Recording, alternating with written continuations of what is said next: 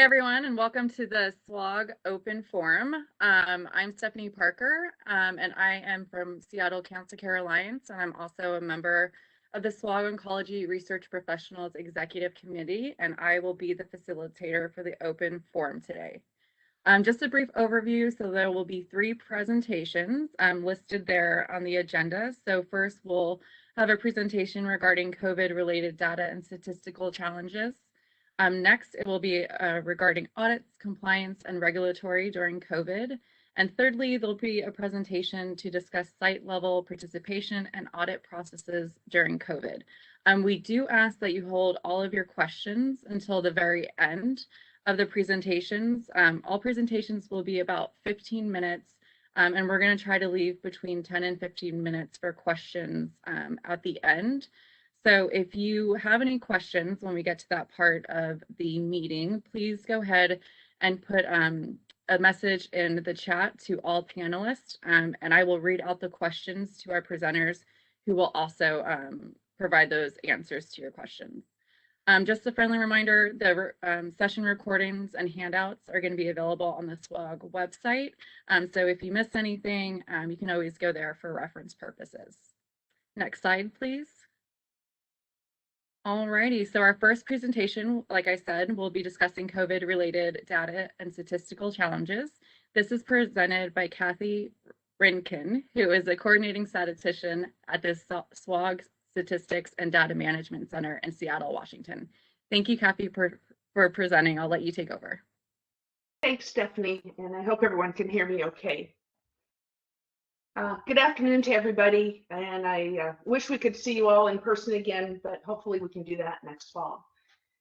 And I just want to thank everyone for letting me share with you just a small part of how the COVID-19 pandemic has affected the SWOG Staff Center. Next slide. As we all know, March 2020 started as a whirlwind that nobody really could have anticipated or predicted.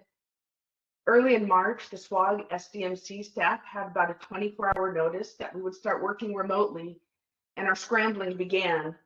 And like the rest of you, we all started to try to figure out how to make this work virtually. And we know that every site had their own issues and considerations to work through, depending on their local constraints. We know some site staff began to work remotely about the same time that the SWOG SDMC did, and others followed afterwards. The pandemic caused a huge impact on our accrual and our clinical trials. We know some sites were able to enroll only on treatment trials, shutting down entry onto quality of life and other NCORE trials. Some sites were restricted even more and were only able to enroll on trials where participants would receive investigational drugs, not allowing for randomizations to non-investigational or standard of care therapy. Next slide. Here are 2 graphics that are aligned on the same timeline so that you can see the impact to SWOG accrual in relation to the incidence of COVID infections within the United States. So the lower bar chart here shows the incidence of COVID infections each day over the past year, starting just before March 2020 and ending about March 15th this year. In the top plot, you can see the daily accrual to SWOG trials or registrations credited to SWOG. And each dot here is the number of patients registered on a given day. Now that red line that's shown is a smooth curve, but try not to let your eye be drawn to that. Instead, try to look just at the actual trend of daily registration so you can see the impact. So through mid-April last year, or up before mid-April last year, you can see we were registering nearly 30 accruals each day. And then in mid-April, if you looked at this, you can see we were below 10 registrations per day on most days. Accrual through last summer increased somewhat with a decrease in late June, early July in response to an increase in infections during the second wave of the pandemic. And then after that, our accrual began to increase in August, reaching a high in early to mid-December. And with the so-called third wave of infections peaking in December, this along with holidays, and then we also had a couple large trials close, our accrual again declined. And our accrual has remained pretty stable in the last 6 to 8 weeks. Next slide. As you're perfectly aware, there were many guidances that were issued last spring to delineate the allowance for patient management on trials. Agencies such as the FDA, NCI, CIRB, SWOG, all of them provided instructions for patient monitoring and management. And in addition to these, SWOG sent out protocol-specific amendments for 22 individual trials.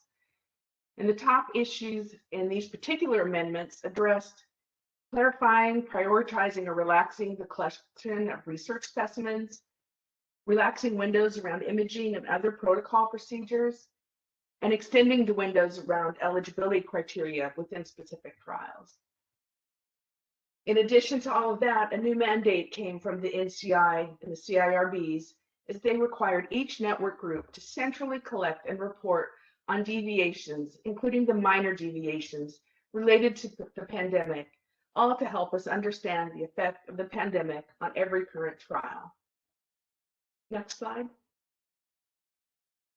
So what did we need to know when looking at these pandemic-related deviations? We wanted to be able to describe how the pandemic affected patient treatment, the management and monitoring of patients on trials, patient-reported outcomes, and specimen collection and submission. And so you can see here the specific deviations within each of these categories that we're continuing to capture. In the next few slides, I'm going to show some of the deviations we have recorded as of March 15th, 2021. Next slide. We have pandemic-related deviations for 58 trials. 48 or 83% of these are on NCTN or treatment or therapy trials, and the remaining 17% were from NCORP trials. And to classify these even further, about 3/4 of the deviations were reported on trials where participants are on active protocol therapy, where the other 26 were from trials where all of the patients are off protocol treatment, protocol monitoring, and are only in follow-up. In total, deviations were reported for 1,091 participants, with some participants experiencing multiple deviations during their course of treatment. Next slide. A total of 1,931 COVID-related deviations have been reported by March 15th this year. And here I've separated these out by the types of trial, the NCTN versus the NCORP trials, as these trials are inherently different from each other. So in the first column for the cancer therapy trials, you can see combined about 7% of deviations reported show issues with patient treatment being provided on time or omitted. And it's understandable that this is lower on our NCORP trials, as many of these do not have actual patient treatment. NCTN trials typically have more frequent visits, so it's expected to see deviations in virtual visits or later missed visits more frequently than in the NCORP trials. For missed or late procedures, we do see an increased frequency in deviations on NCORP trials, and this is highly driven by one specific trial studying peripheral neuropathy, where missed neuropathy assessments were reported with a high frequency.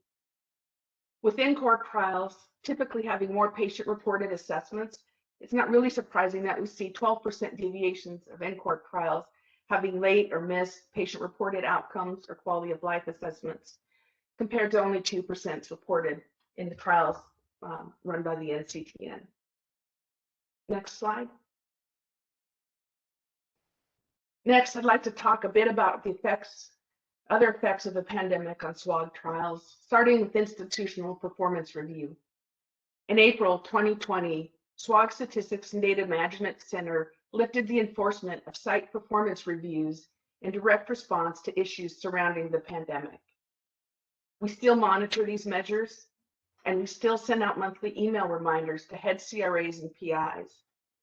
Also, our outstanding items which contribute to the IPR measures are still marked on the expectation report. However, we are not suspending sites who were over the limits for more than 2 months. Furthermore, in December 2020, baseline specimens were removed from the IFS measure, recognizing that collecting and submitting specimens is difficult when we know site staff are working remotely and that there are increased virtual visits for our participants. Next slide. Here's a graph showing the percent of patient registrations having overdue IFS over the last 13 months. Prior to March 2020, sites were doing really great work in decreasing the overdue IFS. And recall, this is both baseline data and baseline specimens. And that they'd gotten down to below 4% on overdue IFS. And then we can see how the effects of the pandemic brought this on a sharp increase in registrations with overdue IFS from March to June in 2020. Over the summer last year, things stabilized somewhat, but in November, when we reached over 7% of our registrations having overdue IFS, we thought we would focus mainly on overdue forms. And so you can see the impact of the unsubmitted baseline specimens and what that had on the IFS measure by looking at that sharp drop in December when the baseline specimens were removed from the overdue IFS calculation. Next.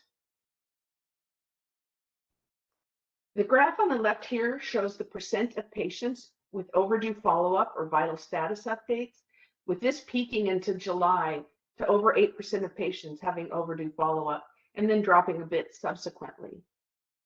The post-baseline form plot on the right shows that in March 2020, about 1% of post-baseline forms were more than 60 days overdue. And this had increased slightly, but in general had remained fairly steady. Next slide. The SWOG SDMC will reinstate IPR enforcement starting this June. Emails will be sent to head CRAs and PIs for sites that are out of compliance for 2 months or more. But we will be focusing mainly on baseline data, overdue forms, and follow-up measures. Baseline specimens will not be introduced back into the IFS measure at this point in time. And we do want to work with sites who are out of compliance in hope of improving without having to take drastic measures or being overly punitive. Next. As a direct effect of the pandemic, our central monitors on regulatory trials have noted, first, there's been an increase in time to get forms uploaded into the source document portal, or SDP, and they surmise this is due to an increase in remote work, site staff overload, and an increase in staff turnover at sites. Secondly, sites need an increasing amount of assistance from the monitors to upload those needed documents into the source document portal. And monitors are also spending more time removing incorrect documents that were uploaded in error into the portal. Next slide. With all this turmoil in 2020, we do want to recognize our or your resilience. In 2020, there were 4,668 SWOG patient registrations. 14 trials were activated. And since March of 2020, we had over 163,000 forms submitted. 93% of the 89,000 queries posted have been answered, and over 21,000 specimens have been submitted on our trials. Congratulations, this is no small feat, knowing the unique barriers each site has had to overcome. And so now we're exploring ways to extend some of these flexibilities that were made due to the pandemic. Will we be able to continue to ship oral investigational agents? What is the role of future virtual visits after the pandemic? And what about remote consent process? Next. And while we're always looking for ways to improve training for our research professionals, maybe now it's especially relevant, particularly because we've become adept and accustomed to working in this virtual world. So would your site benefit from virtual mentoring visits? Maybe there's specific topics that would be useful to present in webinars for all of the research professionals. And what ideas would you have to help in this new virtual world? And I just ask that you reach out to any or all of us listed here and let us know. Thank you. Great, thank you so much, Kathy. Next slide. Great, thank you. So our next presenter is Elaine Armstrong, who is the QA manager at the SWOG Operations Office in San Antonio, Texas, and she will be discussing audits, compliance, and regulatory during COVID. Elaine? Thanks, Stephanie. First, can you move to my first slide, please? One thing, the audit department, we obviously kicked in gear to do remote audits late last spring. One thing though was our department was really, it was a fairly easy transition for us because all of the auditors were used to working remotely like 2 or 3 days a week anyway. And so that transition was pretty easy for us. And so as soon as the NCI basically approved or endorsed doing the remote auditing, we just kind of made a quick transition. Since March 15 last year, about 85% of our registration study audits have been done remotely. Of course, those are usually just 1 or 2 cases, maybe in a few cases a little more. And about 75% of our treatment audits have been conducted remotely. We did learn that when we're doing an audit remotely, we just cannot get as much work done. We are only getting about 75% as many cases done per auditor per day when the audit's done remotely compared to being on site. There's even in the best of circumstances, there's just certain challenges to the process. So, we had several audits where we had to, quickly scramble and add an extra day at the end. But we've kind of learned how to plan ahead, and it's gone a little more smoother the last few months. So the audit process, when it's done remotely, is very similar to the on-site auditing. It's just that all communication and exit interviews are conducted by email, phone, or video app, rather than one-on-one, with their staff.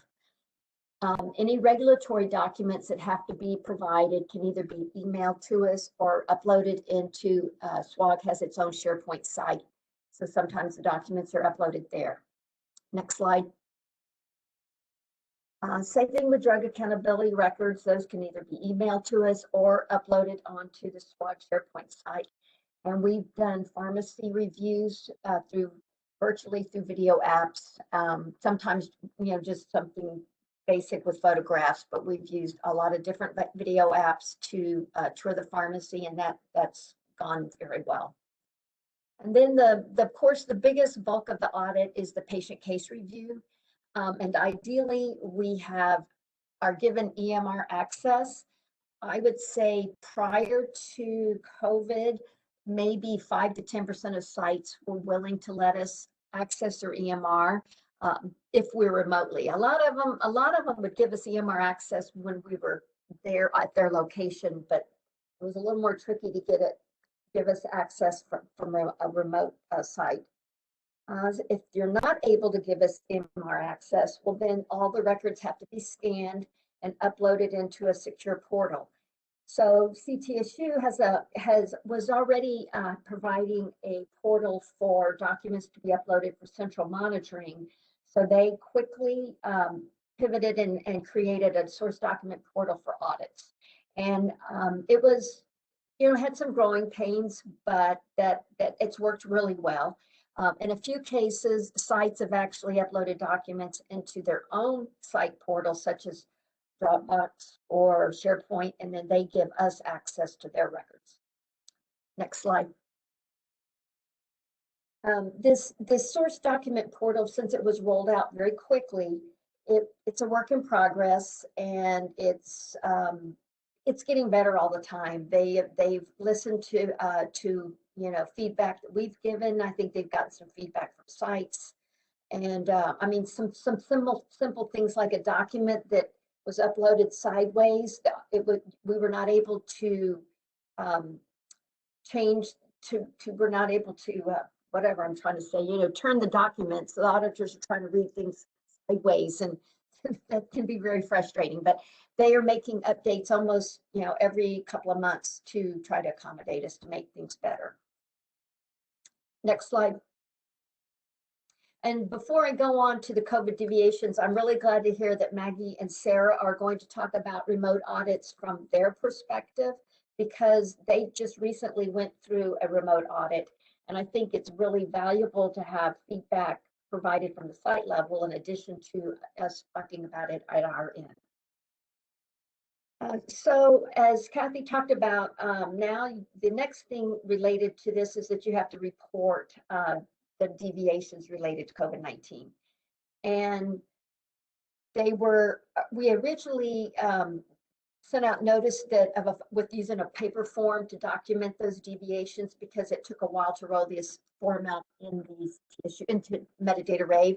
And so at some point, then you were required to transfer any information you had captured early on, and then upload that, report that information in rave.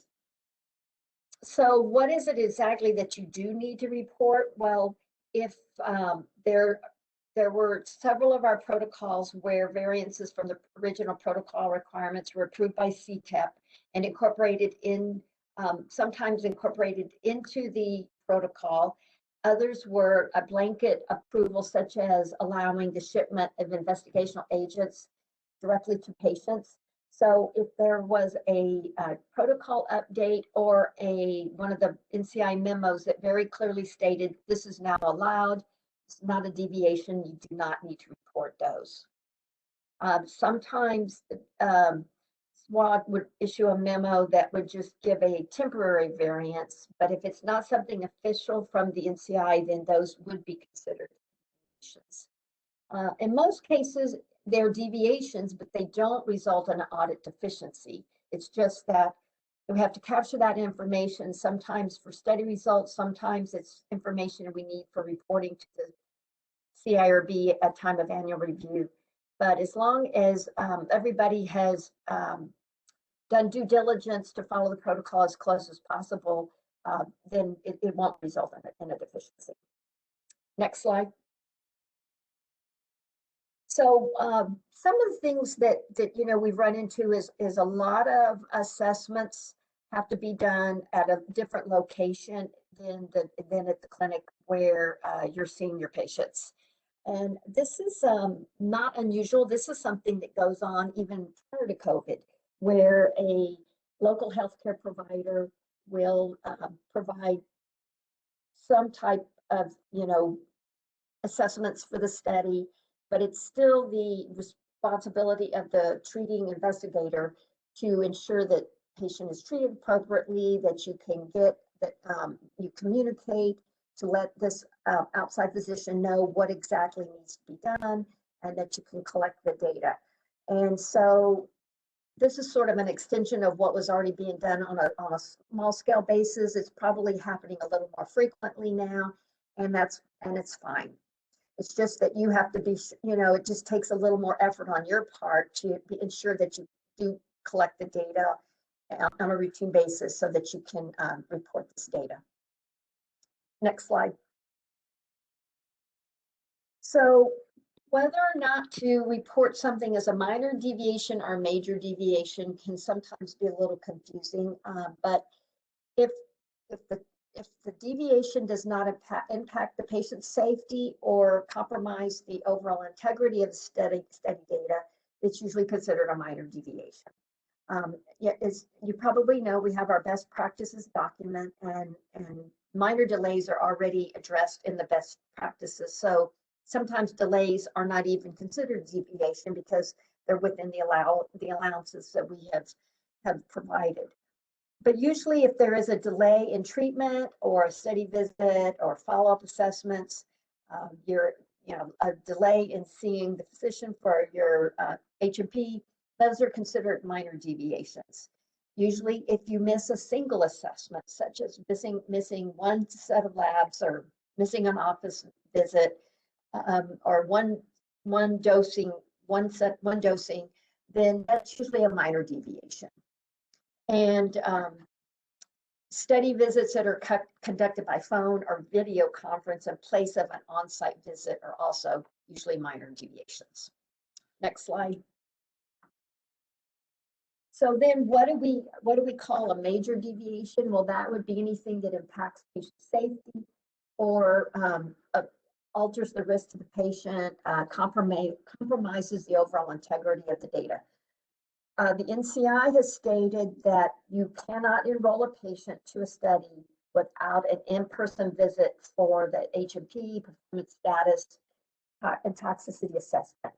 Now, there are a few cancer control studies where there is almost no in-person assessments even required during normal times. So in that case, it would probably be okay to register a patient without seeing them in person, or not seeing them, say, right just prior to the actual day you register the patient. But in general, it's intended, you know, you can conduct the consent process remotely, but at some point you really do need to see the person in person so that you can do a complete assessment before you register them. Missed endpoint assessments are normally majors. If scans are not done, and then at the next assessment, say another 3 months down the line, and the patient has progressed, now you don't know if that progression had occurred at the time of the previous assessment. So you've really missed some important information. So those are usually considered majors. If you miss multiple labs or toxicity assessments, major treatment delays, you know, if instead of missing a few days, being a few days late, maybe you've completely shut a door. There's people in the hallway. If you have a substantial treatment delay, a major failure to collect research specimens would be major, and then of course just multiple missed visits. But anytime you have a question, if you do have a question on whether something needs to be reported as major or lesser, just you can contact me and I can, you know, we can walk through it. But this is information that the statisticians need for the study, but also it's information that we have to report to the CIRB at the time of continuing review. Next slide.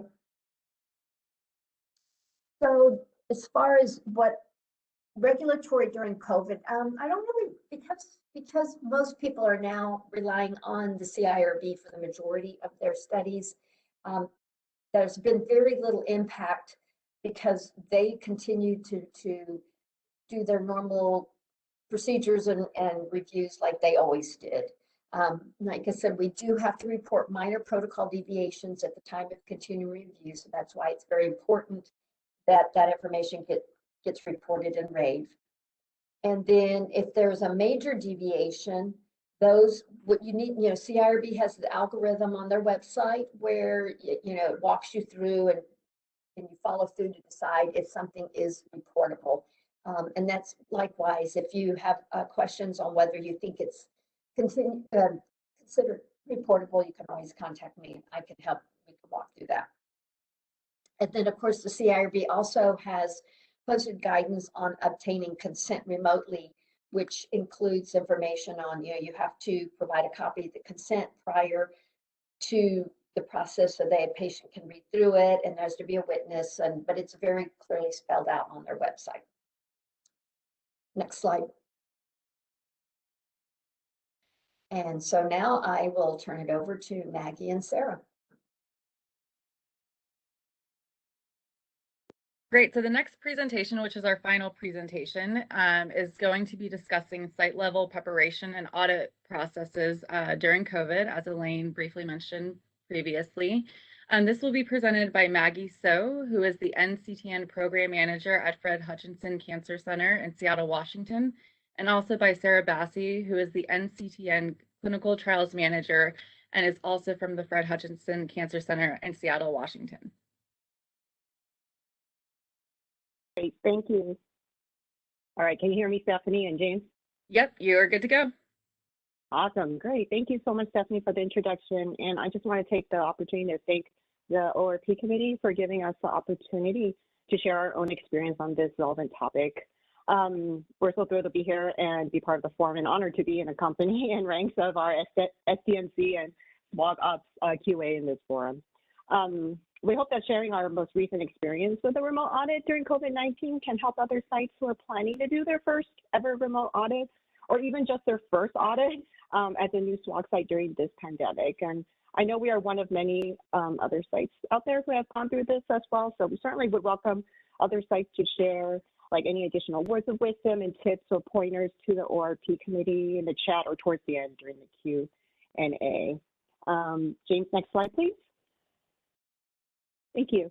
Sarah and I will divide our presentation to two parts. I'll do the first half, and I'll kind of give a more of a broader summary and overview to share some of our institutional challenges, a snapshot of what our audit actually entails, and our general approach to accommodating a remote audit with a focus on patient case, since that's the biggest aspect where we had to really pivot and divert from our usual approach from the standard in-person audit. And then I'll turn it over to my colleague, Sarah, who will delve into more of our operational methods to prepare and close us out with what we hope will lend some words of wisdom and encouragement. Next slide, please. I'm going to summarize and kind of echo some of the common institutional challenges we faced during the pandemic, some of the highlights that Kathy mentioned earlier, and also along with some of our own unique challenges that made scheduling and preparing for a remote audit quite difficult. So like many sites out there, we all had to make unexpected shifts and adjustments in the wake of COVID, namely working primarily from home and having to complete all our work off-site.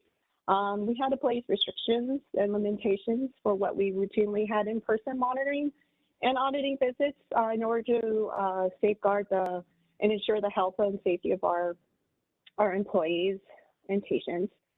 On top of these common challenges, we had experienced some additional local hurdles.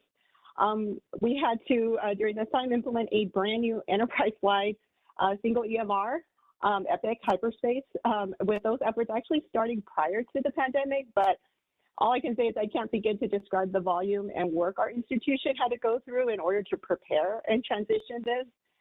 It definitely imposed a significant impact to our day-to-day workflows, not just on research staff, but all our ancillary and clinic staff, and most importantly, our faculty schedules. And this was in addition to their regular concurrent responsibilities.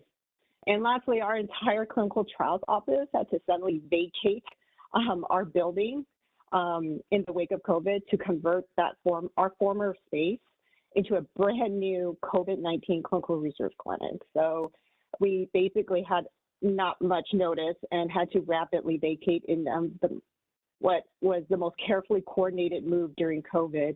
And all our records had to just be basically dumped in a box and just move out as soon as possible in order to start construction. And we had to basically go to another part of campus suddenly. Next slide, please. I'd like to just share the breadth and scope of our most recent remote audit, just a little highlight. So while we're no stranger to audits, it was our first remote one ever with SWOG. So as a lapsed site, we were audited both as a main member and with several of our other component and affiliate network sites at the same time, with a total of 5 institutions. For this remote audit, there was a total of 23 trials selected with 31 cases selected for the patient case. And the trial selection also included several registration trials as well. So given that this was a remote audit, the SWOG QA group, and I'm not selecting an unannounced case for this audit. Next slide, please. Thank you. I think most sites can probably relate to what the, I'm going to air quote, before way was on how to prepare an on-site audit, where we always get these really great instructions and guidance from SWOG QA on how to tab and flag your research charts. We would ordinarily have all our patient records ready and flagged, as you can see here. So having a nice key to just direct the auditors on where to find things and just facilitate their in-person review as easy as possible. Next slide, please. Then we had to then think about what did we need to do in this kind of new normal, and how to switch gears to a remote audit. I really had to think about how to take our paper files and convert these electronically. Now, since working from home, we did convert to a more electronic format, but had to figure out how to go back and do all our other charts, since a lot of these routine audits are once every 3 years. So there was a significant amount of our charts that were still all physically stored in a chart format. So we basically had to embrace and adopt a new reality to prepare for these remote audits and digitize everything. Adobe became our new best friend. We had to do some really new creative naming and filing conventions, set new work instructions, guidelines, and policies in order to prepare for this, not just for this, but for more audits to come. This is going to be the expectations going forward, at least for a while. So while we're doing this, we had to basically adhere to like all our current ever-evolving institutional guidelines and expectations in our workplace, and trying to do things in an extremely limited capacity to be on campus as well. Next slide, please. So what we ended up doing as our approach, and what Elaine has mentioned in her previous slides as an option, is we use the source document portal on the CTSU website to facilitate the remote auditing.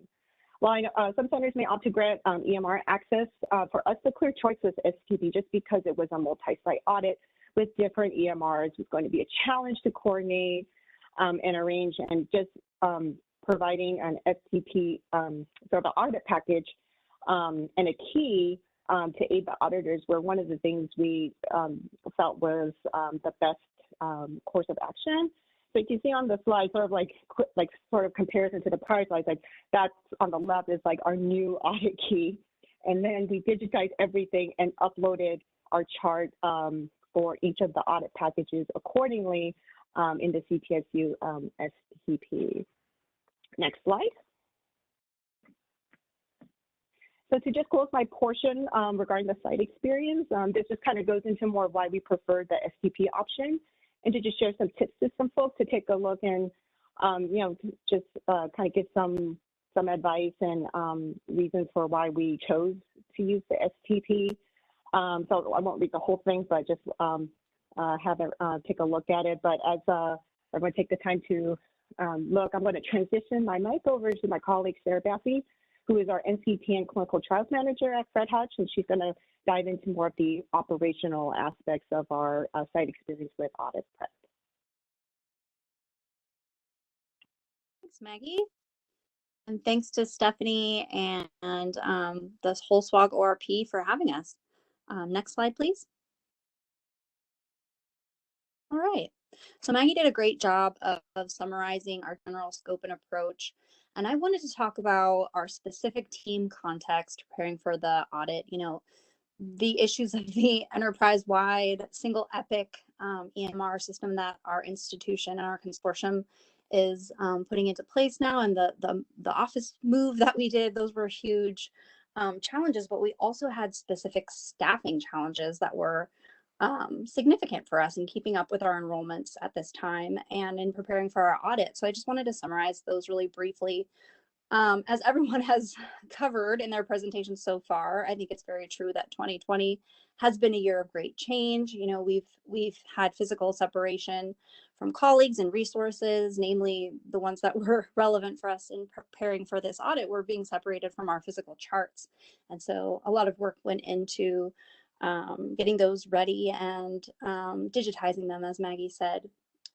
We also had, you know, as a result, I think, in part of the shifting personal needs and priorities that happened for people during COVID, it was a time of great change for our staffing. We had several resignations during 2020, and, you know, I think it's no secret to research professionals out there that turnover is an issue in our field. You know, a lot of resources, time and energy go into training people. And so we've made some changes on our team that have been really focused on retaining talent. And so the things that we have done have been to make some changes in how we manage our assignments so that we can have better workload stability. We can focus more on our data quality. We've added a research assistant to our team who is supporting our specimen submissions and coordination, and among other things. We have expanded a partnership that our group has with an offsite partner CRO to give us some support on data coordination and abstraction and entry into the EMR. So these kind of like out of the box creative solutions for changing up our staffing model have been kind of a big cornerstone of preparing ourselves emotionally and mentally for the audit. You know, life is always happening is the message of this slide, and that's that, you know, audit prep doesn't happen in a vacuum. Like we're all human beings and we're all real teams of human beings, and like a lot of things are always changing, and COVID was no exception to that this past year to get ready for this particular audit. Next slide, please. All right, so this slide emphasizes the many different things that we're having to take account of as we're preparing. And so, you know, things like having a timeline, notifying all of the study PIs and other site personnel in case you have questions so that they can be available for you as you're preparing your documentation. Again, making sure all of your charts are either electronic and accessible or have been scanned and have been made electronic. Assigning coverage for audit cases where we've had a recently departed team member. That was obviously a huge important thing for us to plan ahead for and monitor.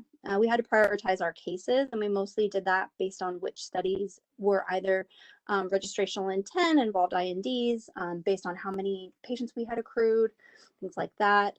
One thing that was a goal of mine was to just strive for consensus amongst the teams, that everyone felt included, and you know, that expectations were reasonable, especially during a time where we had so many other challenges going on. We set up a process where we could give early feedback to our team members who were curating these PDFs of documentation. You know, we were spending quite a lot of time on these, so early feedback from a single person, which in our case was our senior data coordinator, was sort of instrumental for making sure that we were set up for success with all the time we were putting in.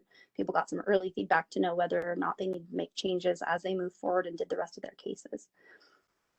Frequent communication is just, I don't think I can say communication enough. Like, the communication was nonstop and probably should be. I think that's probably the only way to get ready for an audit, is that you're just going to be communicating very frequently about all these different cases you're preparing. And that communication really has to happen internally and externally with your own group. And, you know, you're going to be setting expectations with external groups about your availability for meetings or your availability to answer email during the time the audit is happening and in the time leading up to it. And then, you know, we needed things like a central tracker that we could all access, and we needed to plan for a central review by leadership so that we had some kind of basic QC prior to upload. And then the major requirement was that for us, it really had to be all hands on deck. We needed everyone's help in order to get ready, considering our challenges and considering how important the outcome of this audit was to us and for our institution and for our, you know, our memberships with LAPS and the other groups. Okay, next slide. Thank you. So the implementation of tools that we use to help meet these goals was really important. On Maggie's slide about what we did differently, she had a screenshot of our audit key, which is basically a detailed description of what kinds of source docs we put in which PDF packet and in what order. So that was a major resource for everyone to refer to make sure we were consistent in where we place things. We created an audit staging area in our shared drive, which was separate from our normal electronic file charts. That way we could have, you know, flexibility and space to work on all of these PDFs that we were preparing. You know, things like making sure that our file extensions, our folder extensions, you know, didn't get too long, and our file names didn't get too long, started to become an issue. So some of those, like day-to-day computing things, are things you have to keep in mind as well.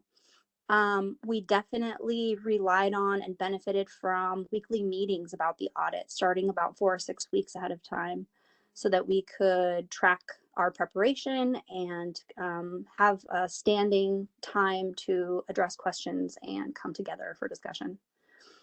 We have a Microsoft Teams chat where it was just a place for people to post questions or advice or tips to their team at any time.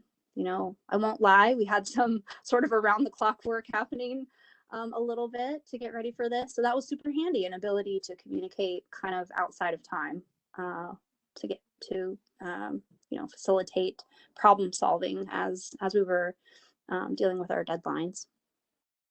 And then we prioritized the pending data submission by relying on the DQP reporting tools so that we could see what was most overdue and address those first. Going through this period of time where we had challenges in our staffing, it was just true for us that we do have a data backlog. So that's what we've had to focus on. Here's a stepwise process for how we readied our PDF packets, and I would focus again on the communication. I could have added communication after all 8 steps, really. The communication didn't stop until the packets were uploaded to the STP, really. And then even after, we were then discussing with the auditor, so it just moves on to a new phase. Next slide, please.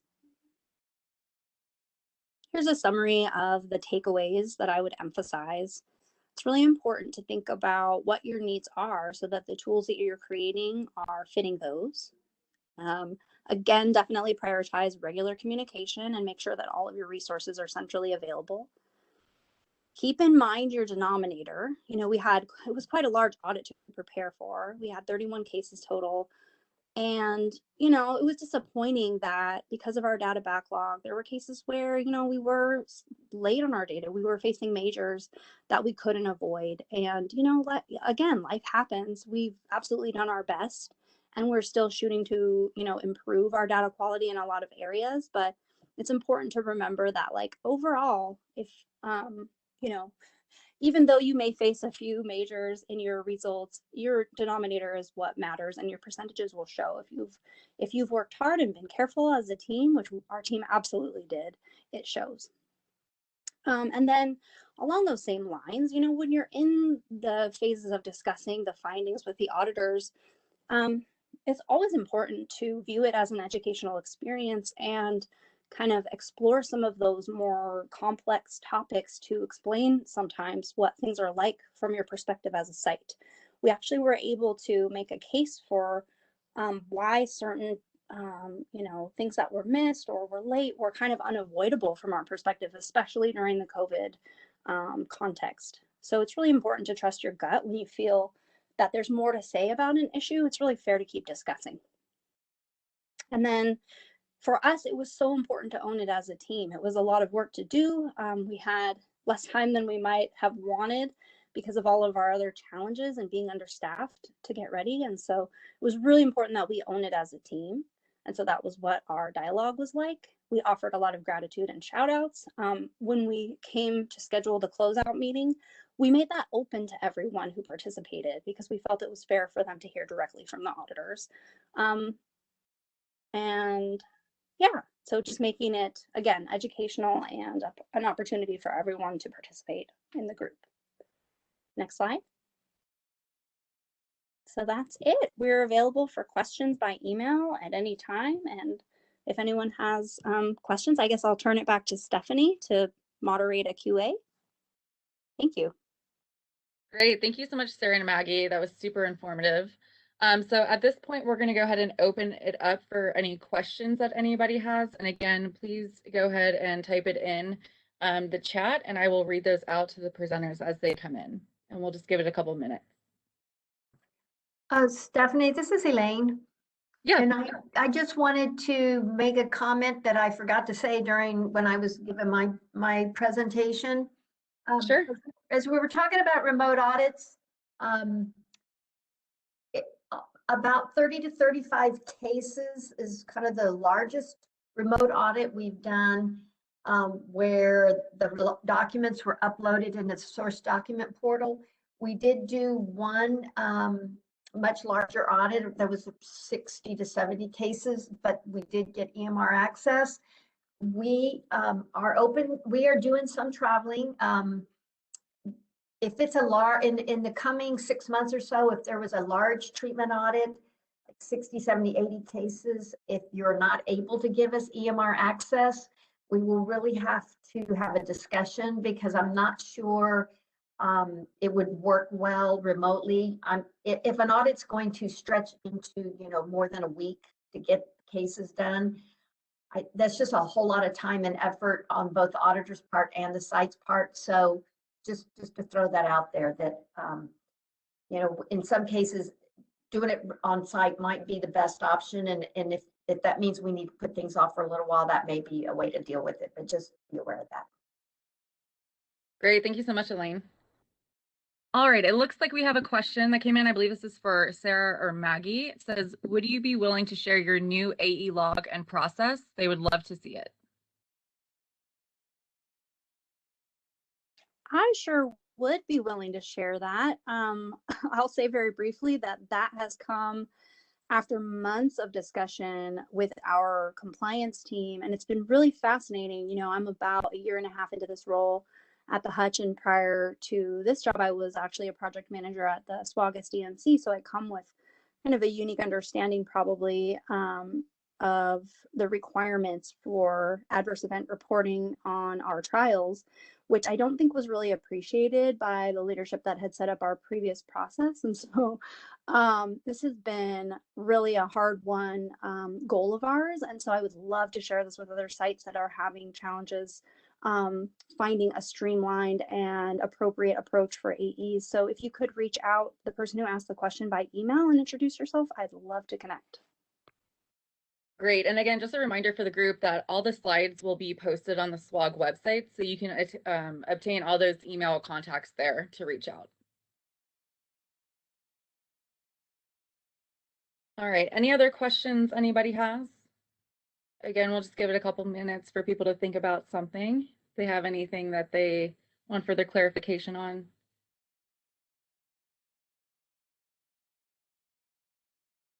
Okay, so it looks like we have a question coming in regarding remote consent. It says the NCI-CRB states that the remote consent can only be used for COVID-19 related reasons and not because the patient lives far away and doesn't want to come back, etc. How is this viewed on an audit if the consent was obtained remotely, but not for COVID-19 reasons? I believe this is directed to Elaine. Yeah, I had this discussion with a site that wanted to consent the patient remotely, but as we discussed the whole process, it turned out the patient was not even going to be available to meet all the requirements for eligibility. So it became a moot point because it was, if they couldn't travel in for consent, they weren't going to be able to travel in for anything else either. Although the CIRB says it's only for COVID, if all the procedures were followed as laid out for that, we would probably treat it as sort of a minor deviation, because, and actually something that was said yesterday, whatever that meeting was yesterday, I can't remember which one, but anyway, someone from the NCI said they felt like this was one of the things that most likely will be allowed going forward. So it's kind of like best practices. I think everyone's sort of realizing that some of the things that have been allowed during COVID make sense long term. So yeah, we would probably, you know, in most circumstances, we would probably consider it a minor deviation if you did it and if it was not related to COVID. Great. And Elaine, that kind of ties into the next question we have. They're asking if you can repeat where the minor and major deviation definitions are. Mainly, I guess it's, I go back to that slide, but you know, minor is if it's not going to have a huge impact on the study. So just minor delays in like you miss one, you're a few days late on dosing, or labs are a little bit out of window, you know, things are just so small, like out of window, or if they're just missed one time, then, and I'm talking office visits, lab procedures, that sort of thing. Those are going to be minor, just like without COVID, if these were done, slight delays or they're missed one time under normal circumstances, which we would consider that a lesser. And of course, substituting a phone or video conference when it's not allowed, has not been, stated as an allowance, then we would consider that a lesser. But you get into majors is when you obviously have long-term, if you've got missed endpoint assessments, if you miss multiple labs, you miss multiple visits. Because if you are, for instance, have a patient who's on oral medication, where maybe you sometimes you can give them 6 months worth of pills, but then they're supposed to come in monthly, and you miss one of those visits, it's not a big deal. But if you miss 3 or 4 of those visits, you're not really assessing the toxicity and that sort of thing like you need to for those patients. So, a decision has to be made. Do you continue to treat this patient? So, missed endpoint assessments, missed specimens are usually going to be majors, and then everything else, if it's a substantial time or multiple visits, multiple assessments, multiple labs, those are usually majors. Great. And there's one more question that came in concerning these definitions, major versus minor. There's clarification being asked as to, are these definitions SWOG, NCI, or CRB? I would say they're SWOG, but some of it, like for instance, the eligibility, that comes from the NCI. The rest of them have basically evolved and are based on the way we assess deficiencies under normal conditions. It's kind of that same type thing. And it's difficult to make that a black and white thing because, oh my goodness, you just find so many things that don't really, they aren't black and white.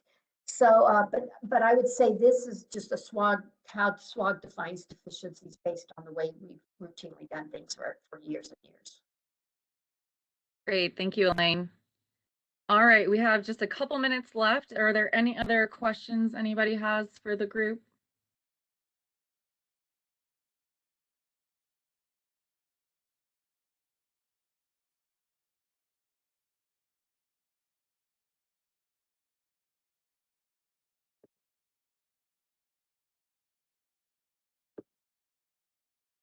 All right, I don't see any other questions coming in. If you guys do think of any other questions that you have as you're kind of processing or reviewing the slides at a later date, you can direct those questions either to those email addresses that are embedded within the presentation, or you can send those questions to the email you see right here, the orp@swog.org, and we can forward those to the correct person. At this time, I just want to thank everybody for attending the second virtual open forum, and we really appreciate your attendance. Thank you so much. Thank you. Thanks, Stephanie.